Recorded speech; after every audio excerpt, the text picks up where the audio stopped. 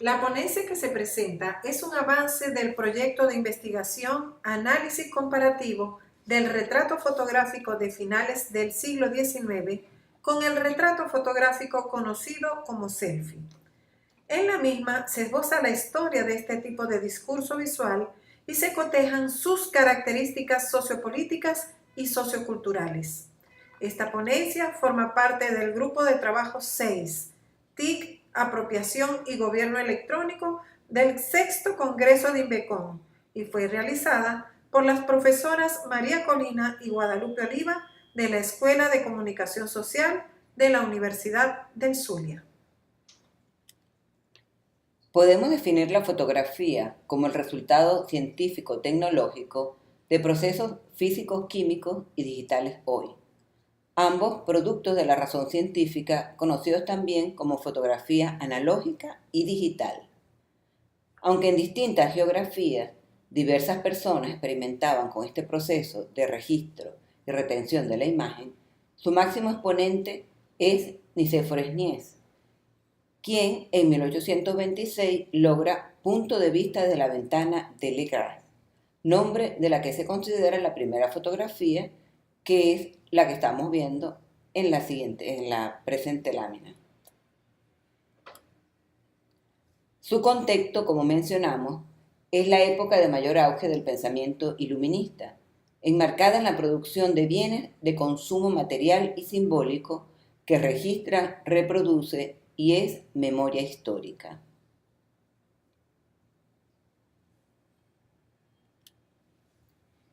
Ejemplo emblemático de la modernidad, tentada por el arte, ese acercamiento de la fotografía con el arte lo antecede la proliferación de estudios y una camada de fotógrafos cuya fortaleza física era necesaria para poder cargar los engorrosos y pesados equipos iniciales.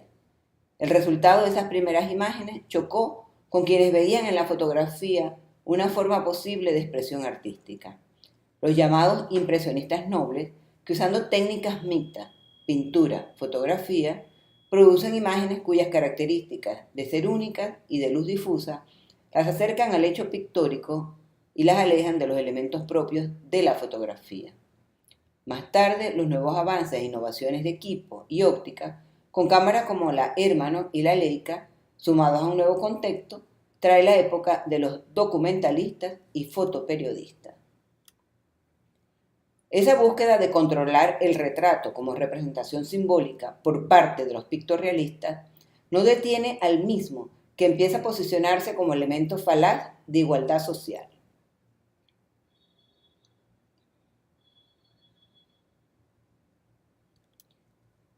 Según Finol, el retrato es una de las formas más universalmente conocidas de la fotografía.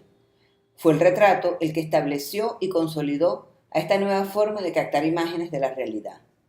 Cartier-Bresson indica que el verdadero retrato fotográfico no pone énfasis ni en lo refinado ni en lo grotesco, sino que intenta reflejar la personalidad del fotografiado.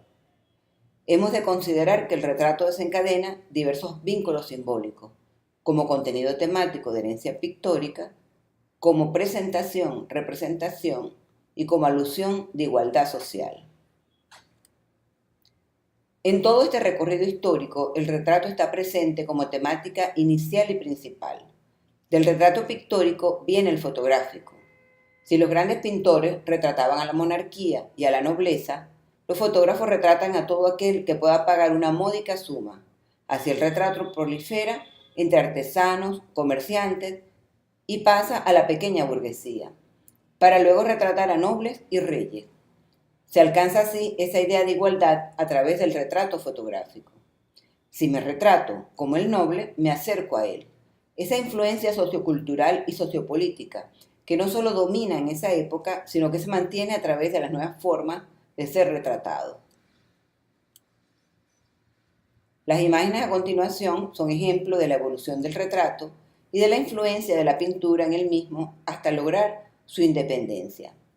El retrato de Sarah Wegner y las cartas de presentación ejemplifican a la fotografía cercana a la pintura en el tipo de pose e iluminación, mientras que las fotografías de la madre inmigrante y de Jean-Paul Sartre expresan, la primera, una realidad social de la época, de la recesión estadounidense, y la segunda busca plasmar aspectos de la personalidad del filósofo y escritor.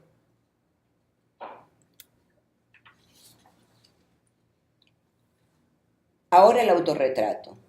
Esta es una vertiente del retrato fotográfico que suple la necesidad de vernos y regocijarnos o no con nosotros mismos. Hay en él egolatría o sujeción.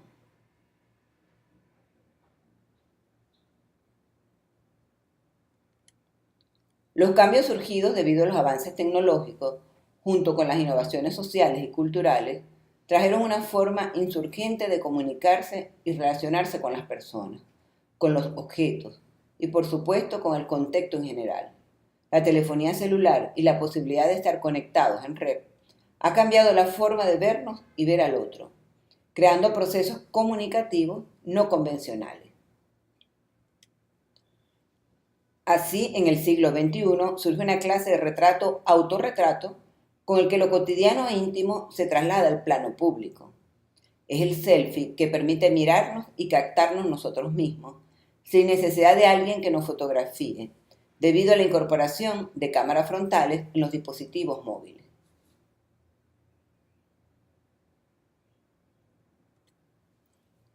Fenómeno cultural tan significativo que es cultura dominante de una generación.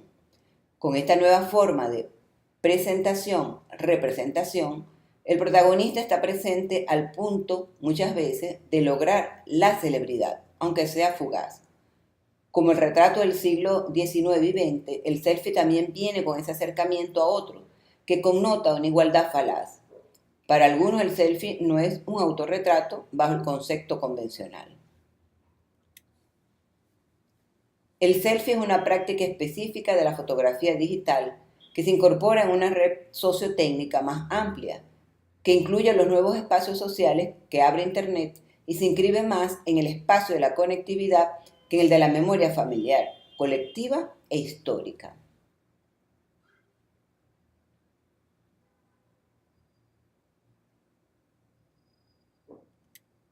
En los selfies que mostramos, se observan cómo las personas revelan su cotidianidad tamizada por la exacerbación del yo. Hay una escenificación del hecho cotidiano. Por otra parte, vemos en el selfie de los jóvenes con el Papa Francisco un acercamiento del ícono célebre a la gente común, por lo que está presente esa ficción de igualdad. Como conclusión, podemos considerar: retratos, autorretratos y selfies son tres formas distintas de la fotografía. Las dos primeras presentes en el formato analógico y en el digital. La última, los selfies, son un producto exclusivo del digital y de las redes. Las prácticas digitales han transformado el campo cultural de la captura y presentación de imágenes fotográficas y están transformando el campo cultural de nuestras interacciones sociales, complejizando aún más el hecho comunicativo. Pero, tanto en el retrato de finales del siglo XIX como en el selfie, la igualdad como simulacro está presente. La diferencia: antes, gente común se hizo célebre mediante una imagen captada por un fotógrafo casi siempre excepcional. Ahora, el selfie convierte a cada individuo en productor y fotógrafo de su propia cotidianidad, de su propia historia.